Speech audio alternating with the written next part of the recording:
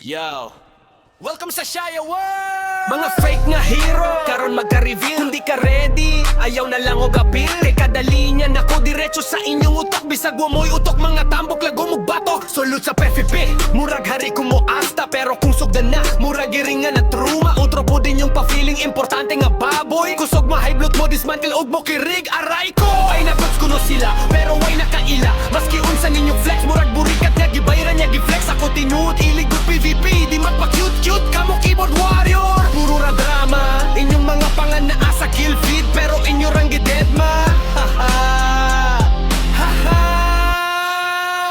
Napay mga pagan, pataka lang o combo. Dili mo EOE, unsa man na pang nap show. Spam lang mo skill, walay timing, walay brain, ma-wipe mo dayon. Balik respawn, same pain. Mga defender atulon, murag na hadlok sa kulto. Kesabay ang pogog DF, unsa man na nga style. Imbis mo tank, kamupay mo atras. Frontline nun taktirada, pero binayot ang gipakita.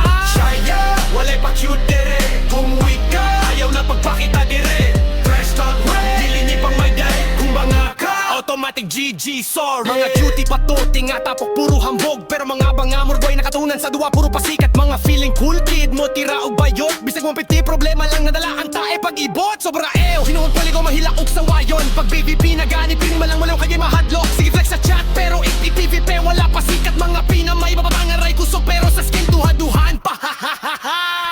Ayaw ko gilapti kung di ka ready madaog. Kay kada clash na to murag scripted. Inyong pagkamatay dark o light parehas rag batasan. Kung weak inyong tapok automatic mo click pa.